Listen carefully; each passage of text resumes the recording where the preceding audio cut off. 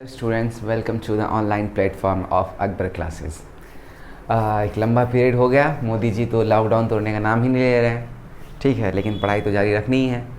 तो क्लास 7 का चूँकि रिस्पांस बहुत ही अच्छा है अकबर क्लासेस के ऑनलाइन प्लेटफॉर्म पे, that's why we are going to continue with different topics of class 7।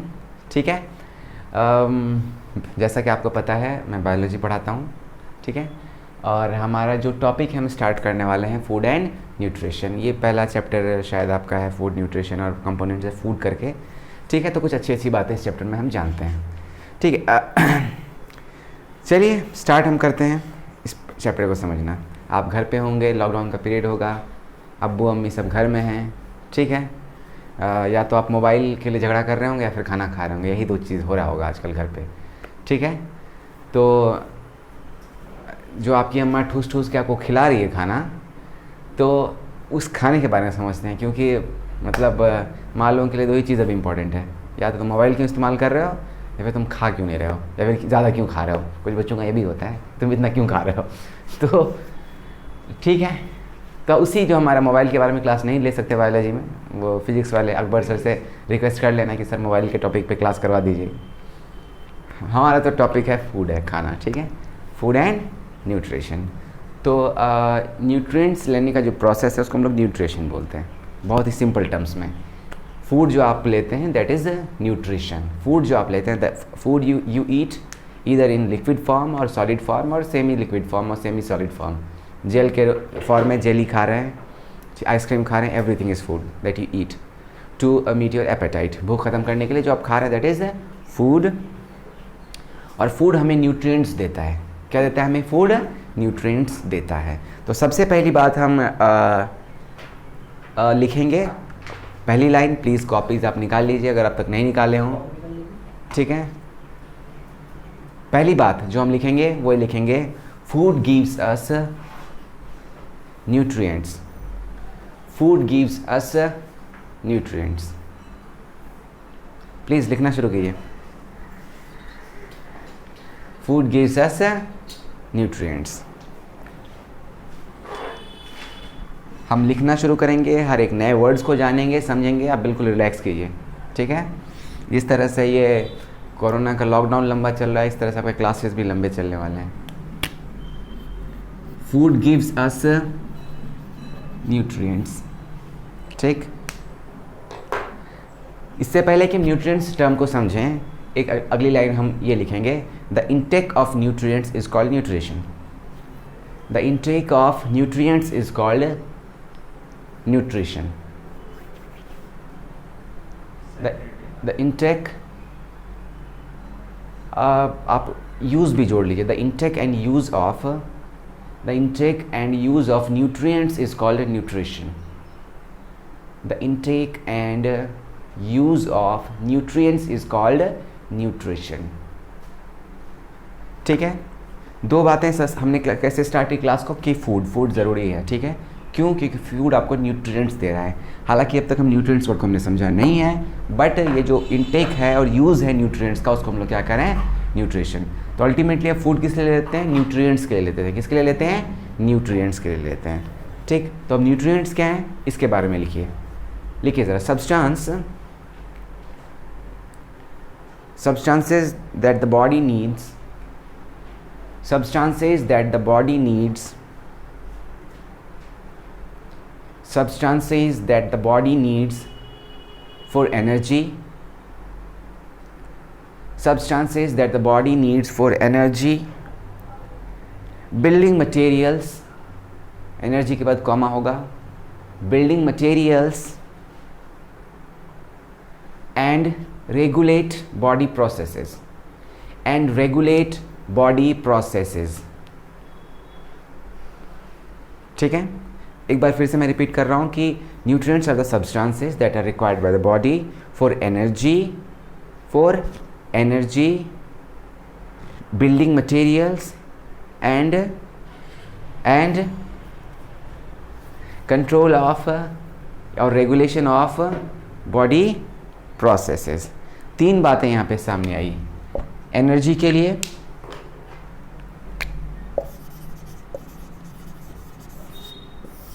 ठीक है, फॉर्मेशन ऑफ बॉडी मटेरियल्स,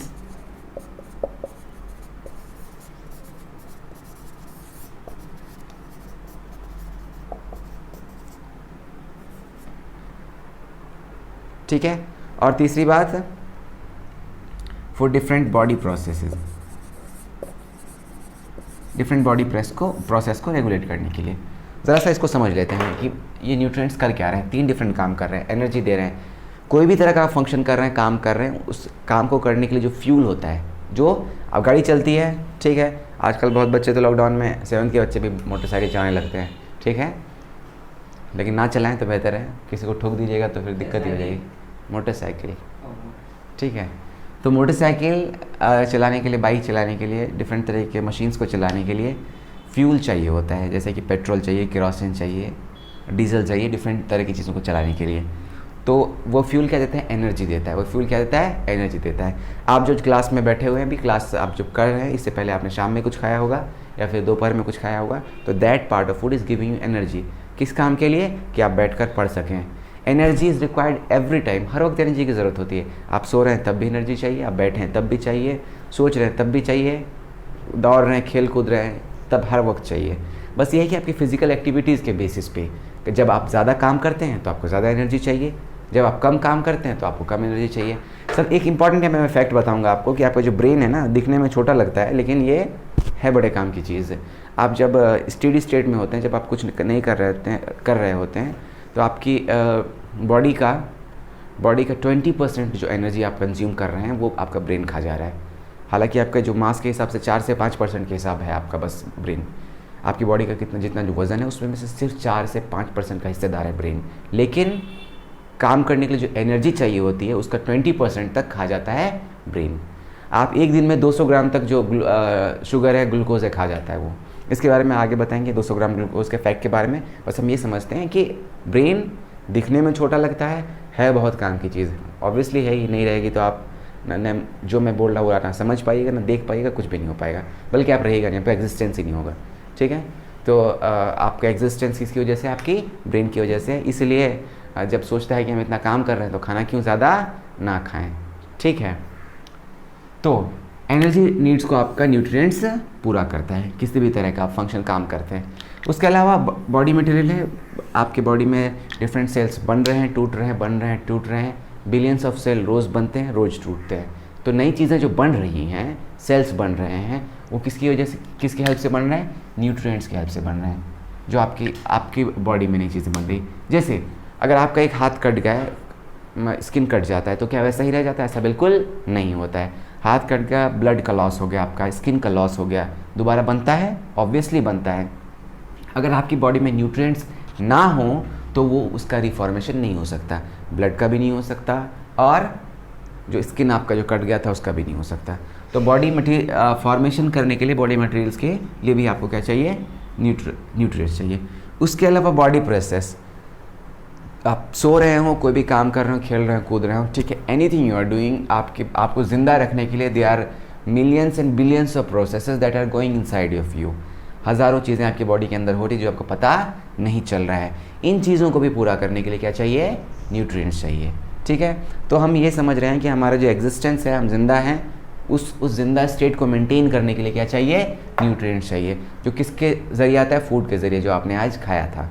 ठीक है, और जो फूड लेने का जो प्रोसेस है, न्यूट्रिएंट्स लेने का जो प्रोसेस है और उसके यूज़ का जो प्रोसेस है, उसको हम लोग क्या कहते हैं, न्यूट्रिशन। ठीक है, तो हमको न्यूट्रिशन पता हुआ, न्यूट्रिएंट्स पता चल गया कि न्यूट्रिएंट्स का ये डिफरेंट काम है। ठीक है, अब क्या क्या न्यूट्रिएंट्स होते हैं इस पे देखेंगे, लेकिन हमको न्यूट्रिएंट्स पता चल चुका है। और न्यूट्रिएंट्स का इनटेक और न्यूट्रिएंट्स का जो इस्तेमाल का जो प्रोसेस है उसको हम लोग क्या कहते हैं, न्यूट्रिशन। ठीक है, यहाँ तक बात समझ में आ गई? आप इसको आप नोट कर चुके हैं। अब हम अगले सेक्शन में पहुँचते हैं।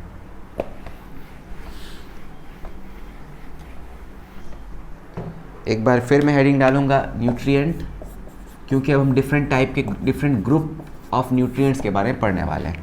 ठीक है, nutrients are the components of food that perform different functions in our body, like energy दे रहे हैं, बॉडी को रीमेक कर रहे हैं, और उसके अलावा क्या कर रहे हैं, आपकी बॉडी में जो काम चल रहा है, डिफरेंट सारा काम चल रहा है, उसको कर रहे हैं। ठीक है, आप जितने भी लेज़ी हो जाएं, ठीक है, दिन दिन भर सोए रहें घर में, मोबाइल चलाते रहें, लेकिन आपका बॉडी अंदर से बहुत सारा काम कर रहा है, और उस काम को करने के लिए आपकी मम्मी के हाथ का बना हुआ खाना बहुत ही ज़रूरी है। मतलब पापा भी बनाए तो चलेगा, लेकिन खाना ज़रूरी है, ठीक है। तो आप न्यूट्रिएंट्स ले रहे हैं, न्यूट्रिएंट्स के डिफरेंट ग्रुप्स होते हैं, ठीक है। अब उन ग्रुप्स को पढ़ने वाले हैं। आपने शायद पहले भी पढ़ा हो, क्लास 6 में पढ़ा हो शायद, हम लोग क्लास 7 में न्यूट्रिएंट्स के 6 मेजर ग्रुप्स होते हैं, न्यूट्रिएंट्स के 6 मेजर ग्रुप्स होते हैं, ठीक है। अब हम उन ग्रुप्स के नाम लिखने वाले हैं। सबसे पहला होता है कार्बोहाइड्रेट, दूसरा प्रोटीन, तीसरा लिपिड, चौथा, बोलो यार किसी की आवाज़ नहीं आ रही है, अच्छा यहाँ तो आवाज़, यहाँ से आवाज़ भी नहीं आ सकती, वाटर, मिनरल और विटामिन्स, ठीक है। These are different group of nutrients. जब हम न्यूट्रिएंट्स के बारे में पढ़ रहे हैं तो सबसे पहली बात हम ये जानेंगे कि 6 मेजर ग्रुप्स ऑफ न्यूट्रिएंट्स होते हैं। 6 मेजर ग्रुप्स जो आपको यूजुअली आपको किताबों में मिलेगा, एनसीईआरटी में मिलेगा, ये 6 चीज़ों के बारे में लिखा हुआ कि 6 मेजर ग्रुप ऑफ न्यूट्रिएंट्स होते हैं। I repeat, carbohydrate, protein, lipid, water, mineral, vitamins. इसमें जैसे आप कार्बोहाइड्रेट देख रहे हैं, प्रोटीन देख रहे हैं, लिपिड देख रहे हैं या फिर विटामिन्स देख रहे हैं, ये ऐसा नहीं कि कार्बोहाइड्रेट सिर्फ एक ही है, this is a big group, एक बहुत बड़ी फैमिली है, ठीक है। जैसे कि आप अलग अलग इंस्टीट्यूशंस में एक जैसे मतलब टीचर ग्रुप है, तो टीचर, एक तो टीचर होता है ना आपके स्कूल में, आपके स्कूल में 22-24 टीचर हैं, ठीक है, हाँ ऑब्वियसली।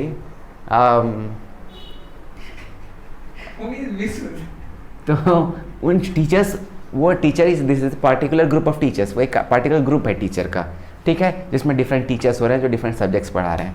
इसी तरह जो न्यूट्रिएंट्स यहाँ भी लिखे हैं, carbohydrate is not a single thing, एक सिंगल थिंग नहीं है, ये एक ग्रुप है, एक बड़ा सा ग्रुप है। इसमें हम देखेंगे डिफरेंट कार्बोहाइड्रेट्स आपको दिखेंगे। प्रोटीन एक बड़ा सा ग्रुप है, इसमें आपको डिफरेंट प्रोटीन्स मिलेंगे। प्रोटीन्स के बारे में आपको बता दूं कि आपकी बॉडी में एक रफ एस्टिमेट ये है कि आपके बॉडी में 200,000 2 लाख प्रोटीन्स हैं, ठीक है, जिसमें से सिर्फ 2% प्रोटीन के बारे में हम जानते हैं, उसके अलावा हम जानते भी नहीं। बात समझ में आ रही है? तो कैसे हमारा फंक्शन कर रहा है, इसके पास सिर्फ 2% प्रोटीन्स के बारे में जानते हैं, ठीक है। Carbohydrate is a big group of nutrient. इसमें डिफरेंट आपको टाइप के कार्बोहाइड्रेट मिलेंगे। प्रोटीन एक डिफरेंट ग्रुप ऑफ न्यूट्रिएंट है। लिपिड एक डिफरेंट ग्रुप ऑफ न्यूट्रिएंट है। मिनरल्स जो एक डिफरेंट ग्रुप ऑफ न्यूट्रिएंट्स है, डिफरेंट किस टाइप्स के होते हैं। विटामिन्स डिफरेंट टाइप्स के होते हैं। इसमें से एक वाटर है जो हमें डिफरेंट टाइप्स का वाटर नहीं होता है, बस एक ही वाटर होता है, but as water is essential. कहीं कहीं देखिए, बेसिक एक बात मैं आपको डिफरेंस बता दूं, कहीं कहीं किसी जगह पे वाटर को न्यूट्रिएंट में नहीं लिखते हैं, ठीक है। न्यूट्रिएंट में लिखते हैं कि कुछ आपको बॉडी को देता नहीं है वो, इसीलिए नहीं लिखते हैं। लेकिन अगर हम अपने उस डेफिनेशन पे जाएंगे जो हमने लिखा था कि 3 डिफरेंट फंक्शन करता है न्यूट्रिएंट, उस डेफिनेशन को अगर हम देखेंगे तो पता ये चलेगा उसमें से एक है कि एक एक्टिविटीज़ को करने का, डिफरेंट जो रिएक्शंस हो रहे हैं एक्टिविटीज़ को करने में न्यूट्रिएंट्स मदद करते हैं। तो वाटर एक ऐसा मीडियम है जहाँ पे डिफरेंट रिएक्शंस हो रहे हैं, इसलिए वाटर आपके लिए रिक्वायर्ड है, और उस डेफिनेशन के हिसाब से वाटर इज़ अ न्यूट्रिएंट, ठीक है। तो अगर किसी किताब में ये लिखा है वाटर को न्यूट्रिएंट में ऐड ना भी किया हो तो आपको उसमें टेंशन लेने वाली बात नहीं है, लेकिन जो डेफिनेशन हमने पढ़ा उसके हिसाब से वाटर इज़ अ न्यूट्रिएंट। बात समझ में आ रही है? गुड, आई होप आपने हाँ बोला होगा, ठीक है। चलिए, ये 6 मेजर के बारे में हमने जाना। एक इम्पॉर्टेंट और है, उसका नाम है फाइबर। उसका नाम है फाइबर। कई बार आपको ये डाइटरी फाइबर भी लिखा रहता है, ठीक, फाइबर या फिर डाइटरी फाइबर भी लिखा रहता है, ठीक। फाइबर के बारे में आप एक लाइन लिखिए, उसके बाद हम इसको समझाऊंगा मैं आपको। एक बार ज़रा सा लिखिए, the group of non digestible carbohydrates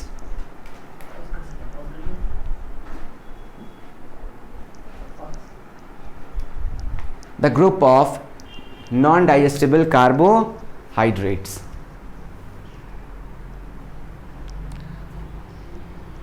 ठीक है, फिर हम यहाँ देख रहे हैं डेफिनेशन के हिसाब से कि ये तो कार्बोहाइड्रेट ही है, फिर हमने क्या उसको कार्बोहाइड्रेट में क्यों नहीं रखा, ये सवाल आपका आना चाहिए।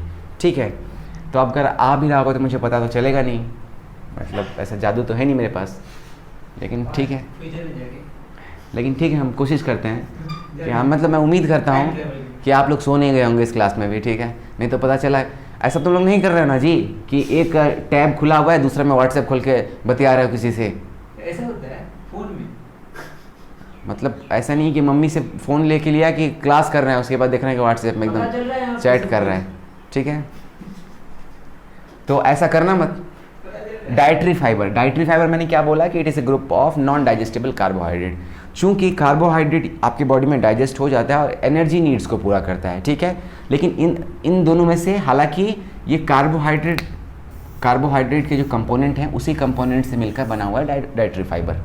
ठीक है, कार्बोहाइड्रेट डिफरेंट टाइप से कार्बोहाइड्रेट होंगे, उसमें से एक कार्बोहाइड्रेट पर्टिकुलर कार्बोहाइड्रेट है जिसका नाम है सेल्यूलोज, उससे मिलकर बना होता है डाइटरी फाइबर।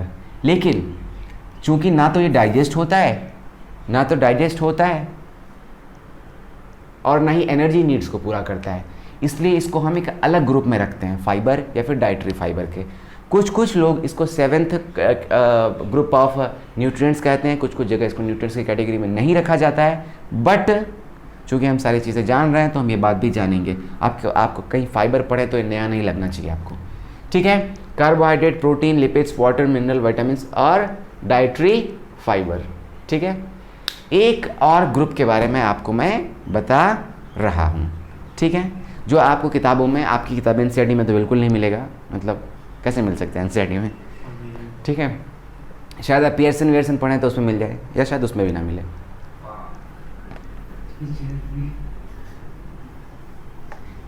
अकबर क्लासेस में हमें खास इंस्ट्रक्शन रहता है ज़रीफ सर के ज़रिए कि हम बच्चों को ज़्यादा से ज़्यादा बताएं, तो ही इज़ आवर गाइड, और उन्हीं की वजह से हम लोग आपको बहुत ही मेहनत से पढ़ाते हैं।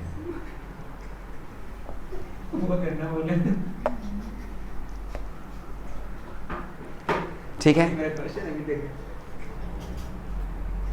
लास्ट जो हम न्यूट्रिएंट्स में पढ़ने वाले हैं, ठीक है, ये जो सीनियर क्लास के बच्चे उनको भी नहीं पता है। ठीक है, तो अगर सीनियर क्लास के बच्चे अगर पढ़ रहे हो तो देख रहे हो इसको, ठीक है, तो इस पे ध्यान दीजिए। इसको हम कहते हैं फाइटोकेमिकल्स। एक रिसेंटली डिस्कवर्ड ग्रुप, एक ग्रुप ऑफ केमिकल्स है जो प्लांट्स में रिसेंटली डिस्कवर हुआ है। ठीक है, इसके यूजर्स के बारे में बहुत ज़्यादा नहीं पता हमें, एक बेसिक आइडिया है। कुछ बहुत ही रिसेंट आपको रिसर्चेज में फाइटोकेमिकल्स का डिस्कशन होता है, तो इसके बारे में आप लिख लीजिए ज़रा सा, phytochemicals. It is a recently discovered chemical. इसको आप ना स्टार मार्क करके डब्बा में बंद कर दीजिए। ये आपके एग्जाम में नहीं पूछने वाला है, लेकिन हाँ, कहीं सीनियर के पास जाके हीरो बनने का शौक़ हो आपको कि देखिए आपको नहीं आता है, हमको आता है, तो ये वाला नॉलेज झाड़ देना है। ठीक है, कि फाइटोकेमिकल किसको कहते हैं। लिखो, phytochemical, it is a recently discovered chemical.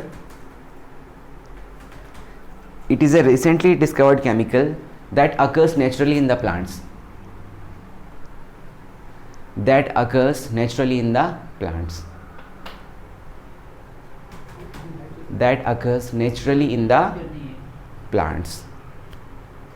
ठीक है, अब प्लांट में ये क्या करता है, ये प्लांट ना डिफेंस सिस्टम में काम करता है। ठीक, कैसे? ये इन्फेक्शस डिजीज़ को रोकता है और इंसेक्ट्स को रोकता है। प्लांट का ये फंक्शन है, लेकिन हमारे लिए क्या काम करता है? कहा ये जा रहा है कि बेसिक जो रिसर्चेज आ रहे हैं उससे पता ये चल रहा है कि शायद ये हमारे लिए भी कुछ बहुत हद तक यूज़फुल है, इसलिए कुछ जगह आपको नए रिसर्चेज में फाइटोकेमिकल मिल जाएगा, किसमें? न्यूट्रिएंट से मिल जाएगा, हालांकि आपको किताबों में भी नहीं आया है ये। ठीक, इसके लिख लीजिए फाइटोकेमिकल्स के बारे में। In plants they fight insects and in plants they fight insects and infectious diseases.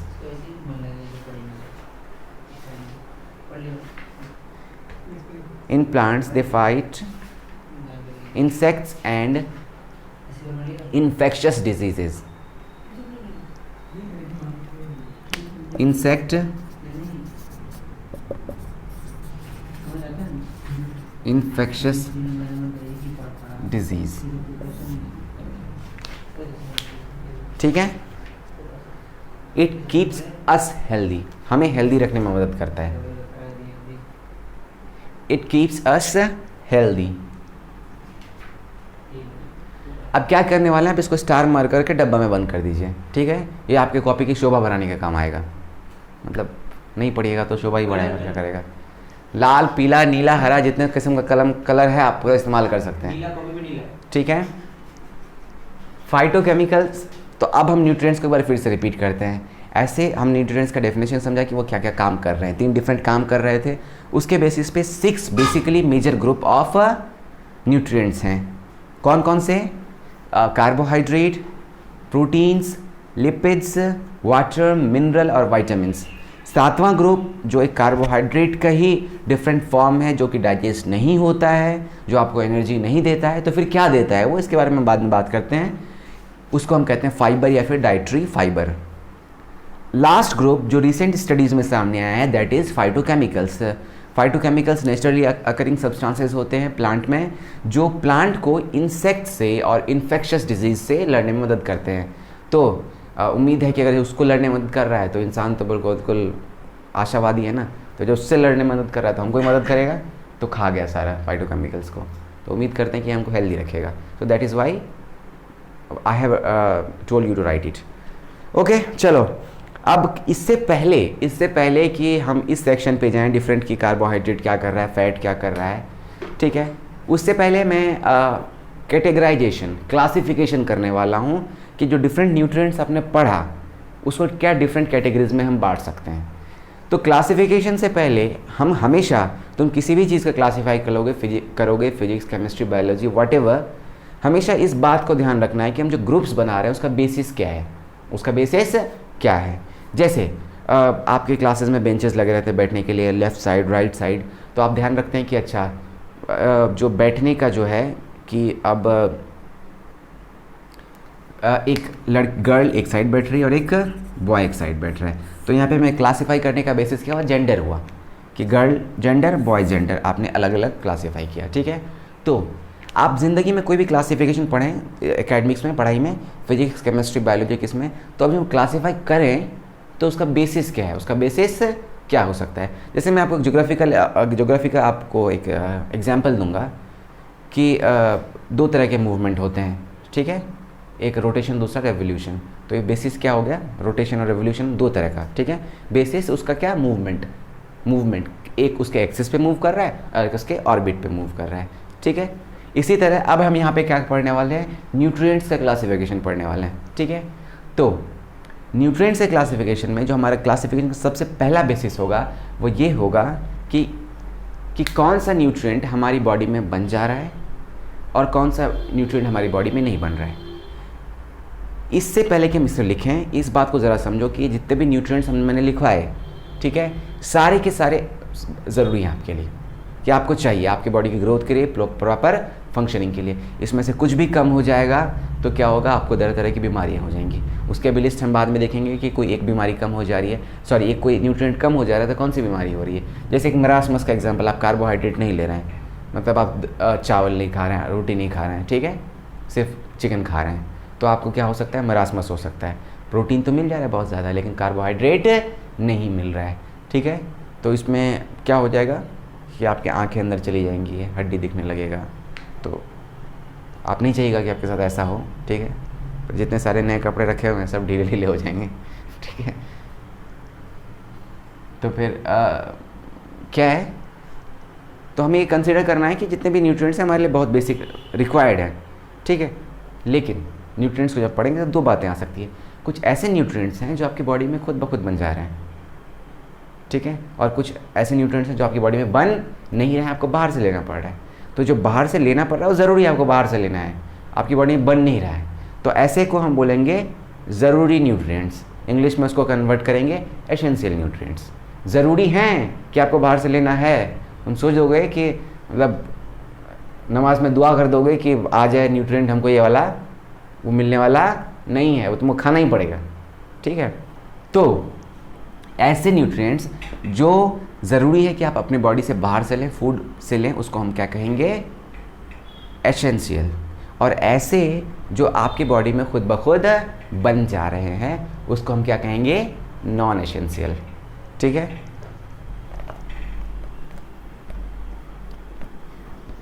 यहाँ पे मैं आपको बहुत ही एक इंटरेस्टिंग बात बताने वाला हूँ। हालांकि अब तक सब इंटरेस्टिंग ही बता रहा था, लेकिन फिर भी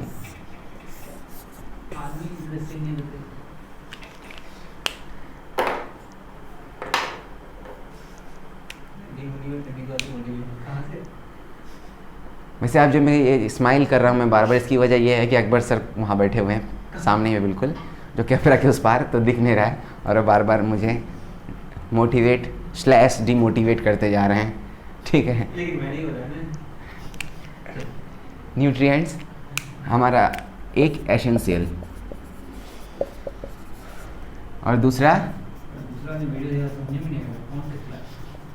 नॉन एसेंशियल। एसेंशियल ऐसे न्यूट्रिएंट्स हैं, इससे पहले कि ऐसे न्यूट्रिएंट्स हैं, पॉज, उसके आगे मैं बढ़ रहा हूँ, पहले ये समझो बात को कि न्यूट्रिएंट जो हमने पढ़ा एक बड़ा सा ग्रुप है, न्यूट्रिएंट बहुत बड़ा सा ग्रुप है।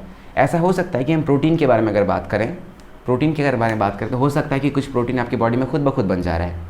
ठीक है, आपको बाहर से लेने की ज़रूरत नहीं है, उसको हम क्या कहेंगे, नॉन एसेंशियल। कुछ ऐसा प्रोटीन ऐसा हो सकता है कि जो आपकी बॉडी में क्या हो रहा है, अभी लिखना नहीं इसको आपको, ठीक है, कुछ ऐसा प्रोटीन ऐसा हो सकता है कि आपकी बॉडी में नहीं बन पा रहा है तो आपको बाहर से लेना है, उसको हम क्या कहेंगे, एसेंशियल। ठीक है, तो डिफरेंट ग्रुप्स के साथ जो न्यूट्रिएंट हमने कार्बोहाइड्रेट, लिपिड, मिनरल्स, सबके साथ ऐसा हो सकता है कि कुछ आपकी बॉडी में अपनी, चूँकि बड़ा सा ग्रुप है, एक बड़ी सी फैमिली है, उसमें डिफरेंट उसके मेंबर्स हैं, तो कुछ मेंबर्स हो सकता है कि आपकी बॉडी में खुद ब खुद बन जा रहे हैं और कुछ मेंबर्स ऐसा है कि खुद ब खुद नहीं बन पा रहे हैं।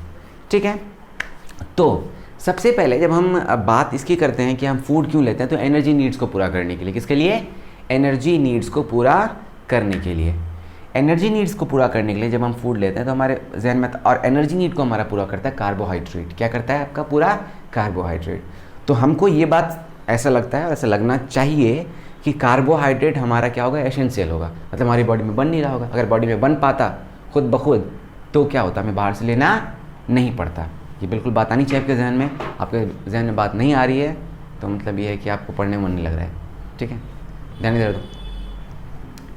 एसेंशियल और नॉन एसेंशियल। एसेंशियल कार्बोहाइड्रेट सुन के ऐसा लगता है कि चूँकि हमारी एनर्जी नीड्स को, जो भी आप काम कर रहे हैं उसके एनर्जी नीड्स को कौन पूरा कर रहा है, कार्बोहाइड्रेट पूरा कर रहा है, तो आपको ऐसा लगता है कि ये तो बॉडी के बाहर से होना चाहिए। ठीक है, आपको क्या, क्लास 10 जो बच्चे ना उनको भी ये लगता है, क्लास 10 जो पास आउट कर जाएंगे उनको भी लगेगा, लेकिन ऐसा बिल्कुल नहीं है।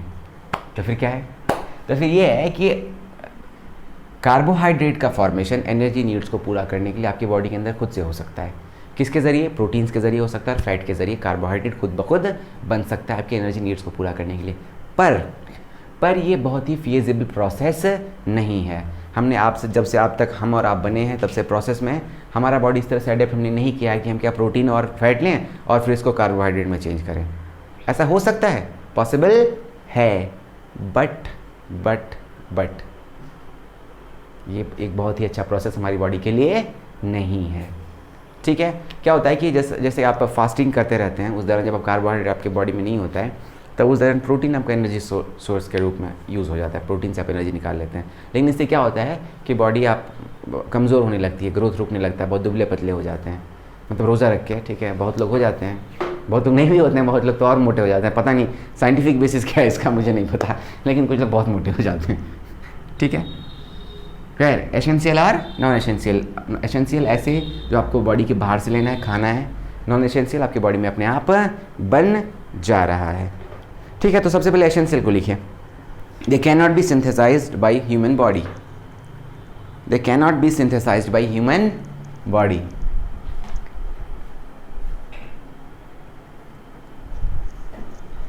एसेंशियल में लिखिए they can not be synthesised by human body.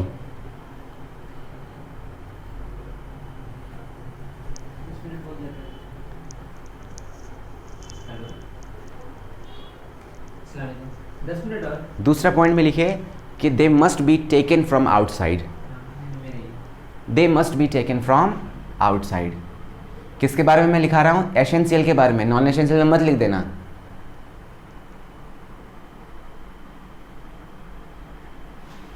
Essential में क्या है कि they can not be synthesize inside the body and they must be taken from outside, they must be taken from outside.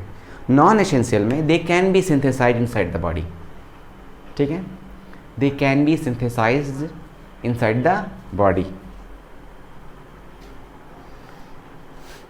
In sufficient amount, इस word भी जोड़ लो आगे, इन sufficient amount, मतलब इतना बन जाए कि आपकी ज़रूरत पूरी हो जाए, तो वो क्या है आपका नॉन एसेंशियल है। तो नॉन एसेंशियल का हमने एग्जाम्पल क्या जाना, अभी क्या जाना, कार्बोहाइड्रेट, जितना भी डाइटरी कार्बोहाइड्रेट है, कार्बोहाइड्रेट या फिर डाइटरी कार्बोहाइड्रेट, वो नॉन एसेंशियल है।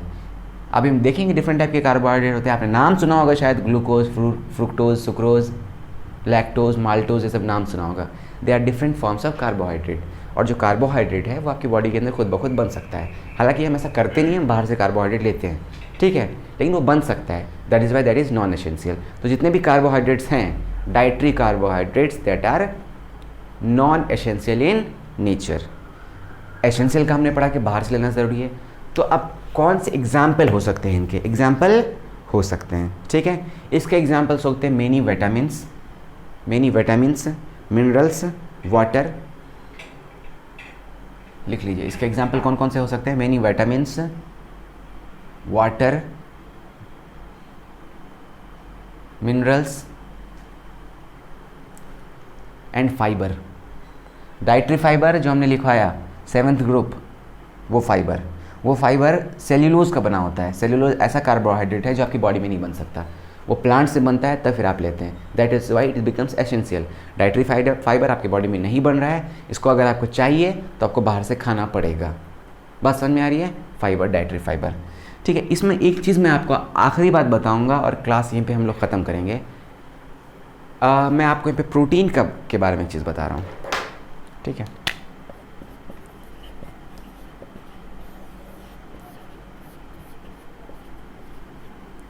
ठीक है, प्रोटीन को समझने के लिए एक आप चेन को इमेजिन कीजिए, चेन जिसमें ऐसे लॉक्स लगे रहते हैं, मतलब एक दूसरे से ऐसे बंधा रहता है।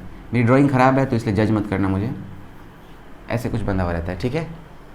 चेन ऐसे बना रहता है, जैसे कि आप बहुत लोगों के घर में बहुत लोग के अब्बा लोग बड़े मतलब इनसिक्योर होते हैं अपनी गाड़ी वाड़ी को लेके, तो जितना ग्रिल लगा दो बिल्कुल, लेकिन फिर भी वो चक्का में चेन लगाएंगे। बोला चेन याद करो अगर वो है तो, ठीक है। वो नहीं दिखा, कई बार जैसे कुत्ते के गले में भी चेन वेन, शायद नहीं, वो ज़्यादा हो गया, ऐसा नहीं है, ठीक है। नहीं, आप एक काम कीजिए, आप क्या कर सकते हैं, गले में बहुत लोग जो नेकलेस पहनते हैं तो चेन टाइप का, कड़ी टाइप का से जोड़ा रहता है, उसको इमेजिन कीजिए। आपने कर लिया होगा अब तक, मैं बेकार इतनी मेहनत कर रहा हूँ, ठीक है। तो लंबा सा जो चेन है उसको हम प्रोटीन कंसीडर करते हैं। क्या करते हैं उसको, समझ लो प्रोटीन है। तो वो जो लंबा सा चेन है इन बेसिक यूनिट से मिलकर बना हुआ है, आप उसको इमेजिन कर रहे होंगे तो पता चल रहा हो किससे, ये छोटे छोटे सिंगल जो यूनिट्स हैं इनसे मिलके बना होता है, ठीक है। तो जो प्रोटीन्स के जो यूनिट्स होते हैं, उस चेन जो प्रोटीन है उसके यूनिट्स होते हैं जो उस प्रोटीन को बना रहे हैं, उसको हम लोग कहते हैं अमीनो एसिड, ठीक है। द यूनिट्स ऑफ प्रोटीन लिखिए, the units of protein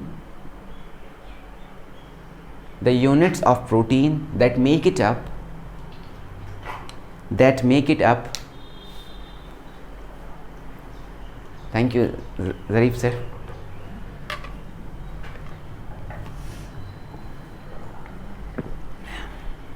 that make it up are called amino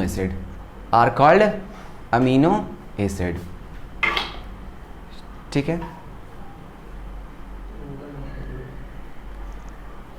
amino acid क्या है, वो ऐसे छोटे कंपोनेंट्स हैं जो आपके बॉडी के या किसी भी ऑर्गेनिज्म, लिविंग ऑर्गेनिज्म के प्रोटीन्स को बना रहे हैं, ठीक है।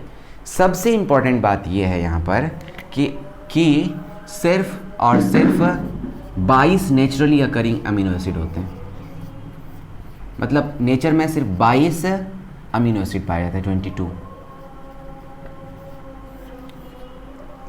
ठीक है। इसकी हेल्प से millions and millions of proteins बनते हैं, इसी 22 की हेल्प से, ठीक है। फिर से रिपीट कर रहा हूँ मैं कि अमीनो एसिड क्या है, वो छोटा छोटा कंपोनेंट है जो प्रोटीन को बना रहा है। वो प्रोटीन जो आपका न्यूट्रिएंट है, आपके फूड का पार्ट है, ठीक है।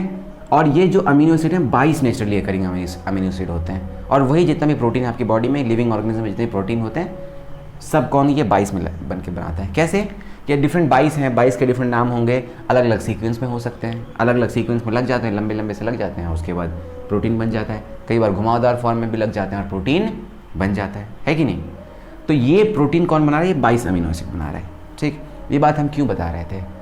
इस 22 में से कुछ ऐसे अमीनो एसिड्स होते हैं जो आपकी बॉडी में बन जाते हैं, जो आपकी बॉडी में बन जाते हैं, उनको बाहर से लेना नहीं पड़ता। तो आप उसको कौन से ग्रुप में रखिएगा? Non essential. कहाँ रखिएगा? नॉन एसेंशियल में। कुछ ऐसे होंगे जो आपकी बॉडी में नहीं बनेंगे, उसको हम लोग क्या बोलेंगे? एसेंशियल। ठीक है। इस 22 में से जो 20 हैं अमीनो एसिड, ह्यूमन बॉडी में सिर्फ 20 अमीनो एसिड पाए जाते हैं। ठीक है, मैं क्या बोल रहा हूँ कि 22 नेचुरली अकरिंग अमीनो एसिड हैं, लेकिन आपकी बॉडी में, मेरी बॉडी में सिर्फ कितने अमीनो एसिड पाए जा रहे हैं? 20 अमीनो एसिड पाए जा रहे हैं। और यही 20 अमीनो एसिड, मैंने क्या बोला, लगभग 200,000 2 लाख प्रोटीन आपकी बॉडी में है, और इन 2 लाख प्रोटीन को क्या सिर्फ ये 20 अमीनो एसिड बना रहा है। यहाँ तक बात क्लियर है? तो इन 20 में से कुछ ऐसे हैं जो आपकी बॉडी में ऑलरेडी प्रेजेंट है, जिसको हम क्या कहेंगे? नॉन एसेंशियल, जो आपको बाहर से नहीं लेने हैं। और टोटल 20 में से 11 अमीनो एसिड क्या होते हैं? आपकी बॉडी में ऑलरेडी पाए जाते हैं। तो आप नॉन एसेंशियल के लिए लिखिए, नीचे लिख लीजिए 11 amino acids are non essential. ठीक है, एसेंशियल नॉन एसेंशियल के हम जब एग्जाम्पल्स पढ़ रहे थे उसमें से हमने अमीनो एसिड को समझा प्रोटीन का स्ट्रक्चर में, और अब हम ये देख रहे हैं कि टोटल अगर 20 हैं आपकी बॉडी में, पूरे वर्ल्ड में 22 है नेचुरली, उसमें 20 ही आपकी बॉडी में है। जो कि हम लोग अपनी बॉडी की बात कर रहे हैं, तो हम ये देखना चाह रहे हैं यहाँ पे कि आखिर कौन से हैं जो आपकी बॉडी में पाए जाते हैं जो कि नॉन एसेंशियल होंगे। कितने? 11। ठीक है, और कौन से हैं जो आपकी बॉडी में नहीं बनते, आपको बाहर से लेना है, आपके फूड में लेना है, वो होंगे एसेंशियल। और वो कितने होंगे? 9। आवाज़ आ गई तुम लोगों की, कुछ बच्चों की नहीं आई, गधा सब सो रहा है। ठीक है, 11 नॉन एसेंशियल और 9 एसेंशियल। आपके ये, हालांकि आपके अगले ग्रुप में आपको होमवर्क, बिना होमवर्क के छोड़ूंगा नहीं मैं। ठीक है, आपको क्या करना है? 11 नॉन एसेंशियल और 9 एसेंशियल जो अमीनो एसिड है उसका चार्ट बनाना है, और आपके ग्रुप में आपको फ़ोटो खींच के डालना है। ठीक है, नहीं डालोगे तो अपनी फ़ोटो नहीं डालनी है। कौन कौन सोच रहा है कि अपनी फ़ोटो डालनी है? पता चला सेल्फी लगा के डाल दिया। ठीक है, अपनी शक्लें अपने पास रखो। क्या करना है? कॉपी में 11 नॉन एसेंशियल, इंटरनेट में मिल जाएगा। बोलना मत सबके पास मोबाइल है, जो देख रहा है सबके पास मोबाइल है, तो मत बोलना कि इंटरनेट नहीं था। ठीक है, 11 नॉन एसेंशियल और 9 एसेंशियल। ठीक है, और आज का मंत्र, गुरु मंत्र जाते जाते आखिरी बात ये कि ज़िंदगी में कुछ करना है तो टिकटॉक अनइंस्टॉल कर दो। ठीक है, और हाँ, और उसके बाद जो मित्रों आए हैं वो मत करना है, ये तो मोदी जी के भक्त निकलोगे तुम लोग। आज के लिए इतना ही, धन्यवाद।